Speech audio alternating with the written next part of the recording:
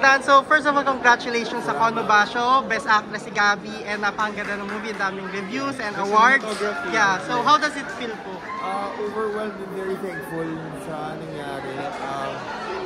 Papasalamat ako sa unang-una sa mentor for partnering with us at sa CMB, sa EO, sa Terminal 6. Kaya salamatan ko lang yung mga nakalimutan ko sa mga so yun, so far thankful and overwhelmed. And do you have any upcoming movie projects po? Lalo na nami-miss ka na rin po sa commercial, like sa full length. Tayo tayo ng announcement. Sana meron soon. Tayo tayo ng announcement. Kasi nami-miss ka na rin po sa rom-com, no? Jeneline Mercado's movie. Salamat naman po. Is there a chance po yung Kono Basho is ma-release siya nationwide? Ma-release nationwide? Tingnan muna namin kung balak muna namin siya i-festivals.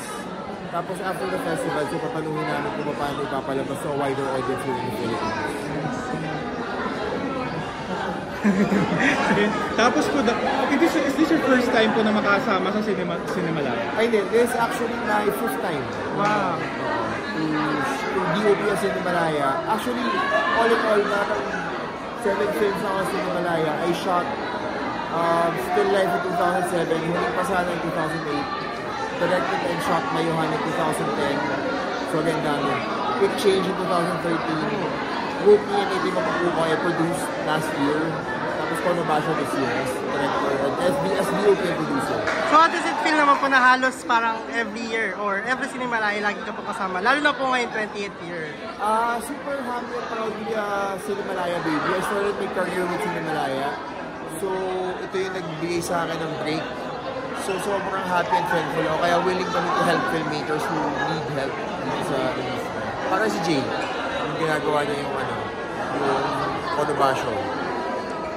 Mas na-enjoy niyo po ba yung paggawa ng Cinemalaya movie compare sa full-length na mainstream release? I wouldn't say mas enjoy. Magkaiba siya apples and oranges. May ganyan-ganyan kasi challenges parehas.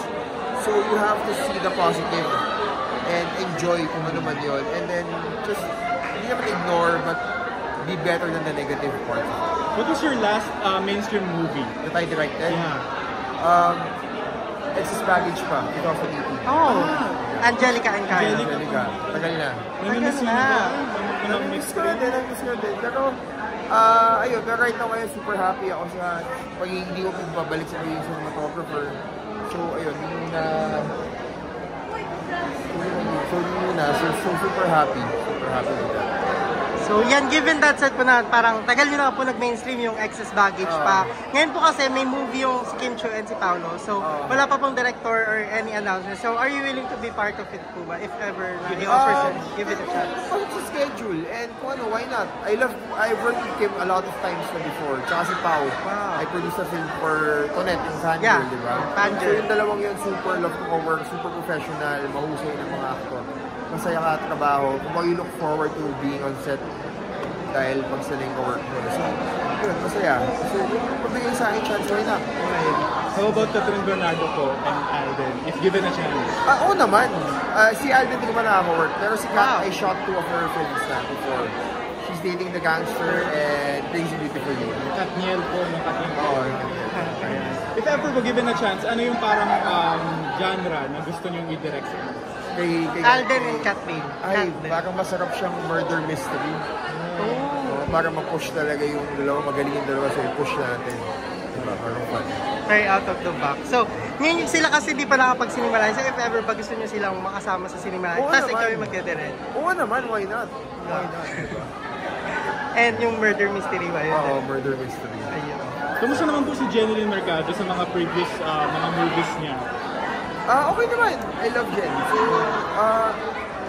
lagi naman kami nasa nakita. All of you. May pandemic pa yun. Kami nasa nakita eh. Pero ayun, okay naman. Ano si Jen eh. Masarap din yung work kasi. At saka dahil sa inyo direct, nagkaroon siya ng second times best actress. Walang forever in English. Yeah. And kung sakali magka-reunion kayo, open pa rin pa kayo. Ano no? Sorry? Reunion project. Reunion kayo ulit. Oh. Of course, siguro with Dennis, no? Are you willing to do it? Yeah. For Jen, yeah. Oo naman. Hindi yun.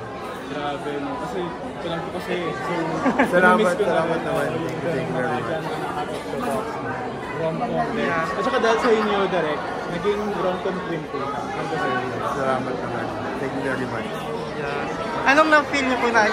Yun yung naging title niya, Rom-Com Queen, dahil sa mga movies na kayo po yung nag-direct. Siyempre, parang flattered na na-include yung pangalan ko, di ba? Pero, sa totoo lang, it's horror. Magaling si Jen eh. Kung gagawa kayo ng movie ulit together with Dennis or Jenny Lynn, ano kaya sa klaseng genre kayo or ganun? Promise, kaya sinasabi ko, obsessed ako sa suspense ngayon eh. Suspense, murder mystery, parang gano'n. Parang yun kasi masarap pasukin. So kaya parang, yun, sana hopefully. Actually, sikat yun direct sa TV, no? Yung kay Bea, yung Widow's Mystery. Murder mystery din siya, talagang taas ng rating. Kaya parang, sabi nyo nga direct, in line na yung mga Pinoy sa ganung mga... Sana movies naman. Sana sumunod. Kasi kayo yung una. Thank you po. Thank you so much po and congrats po. 2016 Cinemalaya Best Supporting Actor, Mr. Lou Veloso. And 2017 Cinemalaya Best Actress, Miss Angeli Bayani. Presenting the award are Chris B. Miliado and Nicolo Marzano. The Best Actress awardee will receive a Balanghay Trophy.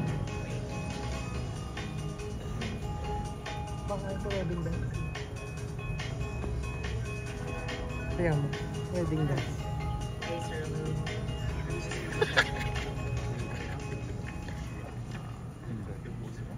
So, pag na-describe malalaman agad natin. Cinemalaya Citation Full-Length Feature Film Best Performance of an Actress for her spirited portrayal of public school teacher using light and means to protect the sanctity of the ballot. And for her sensitive and very moving portrayal of a young woman navigating the cultural complexities of a foreign funeral while coming to terms with personal loss and family grief. The award for Best Performance of an Actress in a Lead Role is shared by Marian Rivera for Calora and Gabby Padilla for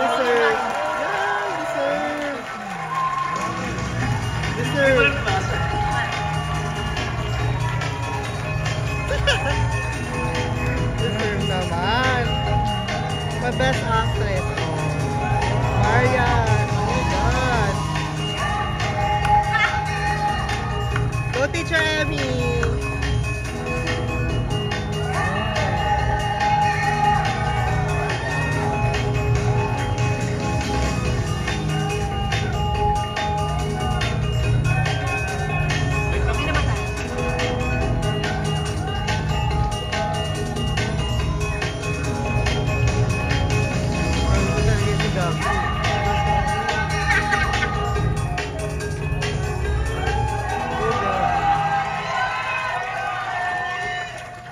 Sorry, nanginginig ako.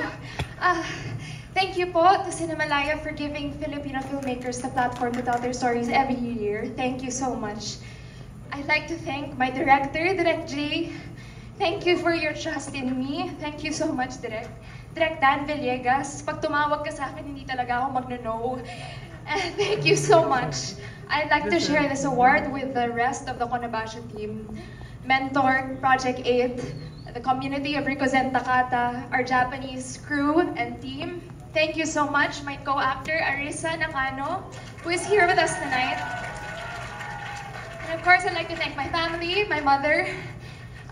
This film is about the loss of a father, and I would like to share this with my own. He's the reason that I am here tonight. He has taught me to make believe and to tell stories. So I'd like to share this award with him. Wherever he is, I hope he sees this and I hope he is happy. Thank you po. Thank you so much. Teacher Emmy.